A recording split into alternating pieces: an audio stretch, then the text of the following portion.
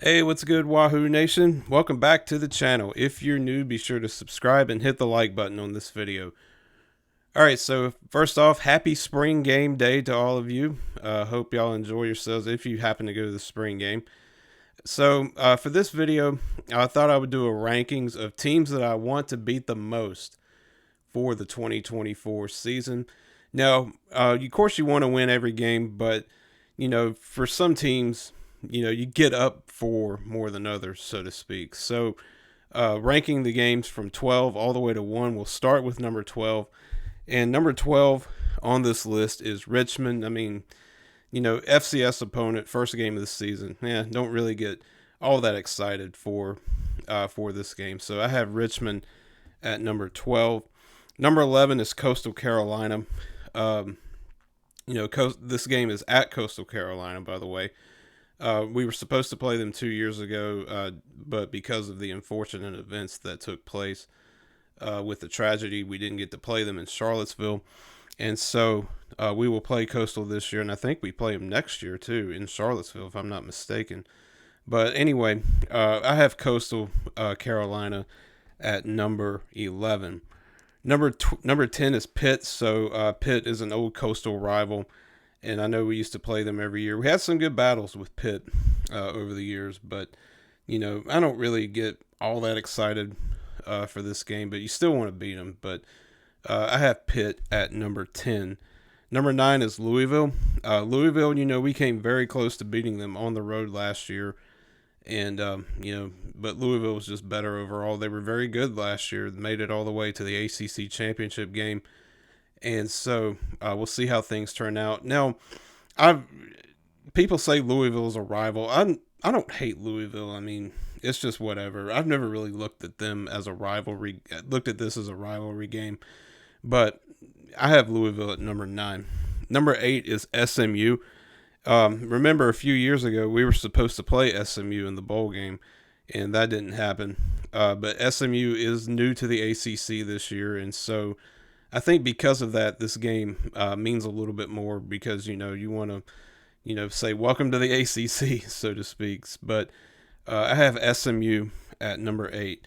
Number 7 is Boston College, and this is a game we should have won last year and we didn't. And we had a 17-point lead at halftime and we blew it. And so I'd like to get revenge on BC for sure. We've only beaten them one time, and so I'd like to change that this year. I have Boston College at number 7. Number 6 is Clemson. Now, Clemson probably, in a lot of eyes, probably should be higher on this list because of who they are. I mean, they've been the powerhouse of the ACC. They've been, kings of the ACC, so to speak. But this game is in Death Valley. We have not beaten Clemson since 2004, and we have not won in Death Valley since 2001. And I'd like to change it this year, but I don't think that's going to happen. And this means a lot for Tony Elliott because he returns to his alma mater. He was the offensive coordinator at Clemson before he took the head coaching job at UVA. And so we'll see how things turn out. I have Clemson at number 6.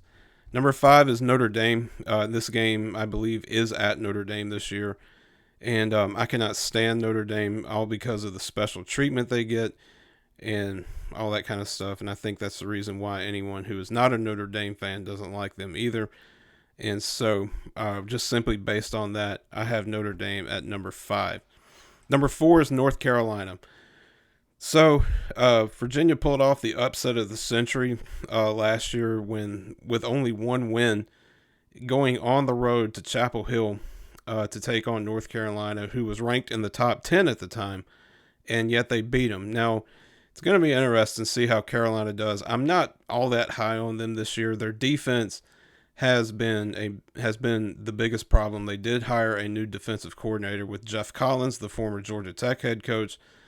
Is he an upgrade from Gene Chizik? We'll have to see how things turn out. But even so, Drake May is gone, and you don't know who their quarterback is going to be. And if whoever the quarterback is he as good as Drake May? That's the thing.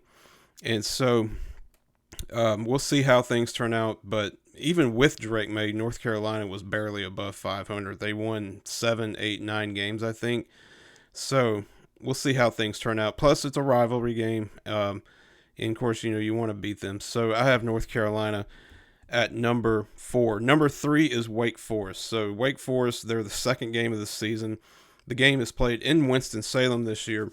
Now, I don't hate Wake Forest, but, the thing is, we have not beaten them since 2007. We have not won in Winston-Salem since 2002. And I'd like to change that this year. Wake Forest has just been a thorn in our side. I like Dave Clawson and all, but I'm tired of losing to these guys. And so because of that, I have them high up on the list. Number 2 is Maryland. And so we play Maryland in Charlottesville. We played them last year in College Park. And, we got off to a 14-0 lead, and all of a sudden we let them score 42 unanswered. And, that's just ridiculous. And so, but I have Maryland on this list. I cannot stand Maryland, even though they're not in the ACC. Trust me, there's no love lost between these two teams. And so I have Maryland at number 2. And, of course, number 1, it's a no-brainer, Virginia Tech. Biggest rivalry game of the season for us. Well, maybe for them. I don't know. But, it's no secret Virginia Tech has owned us. But, it's the battle for the Commonwealth Cup. And so you want to beat them. And certainly I want to beat them more than any team on our schedule, no matter what it is. So, but that is my rankings of teams that I want to beat the most in 2024. What is your list? What is your rankings for this season? I'd love to hear it from you down below in the comments section, guys. Thank you so much for watching. And as always, go Hoos.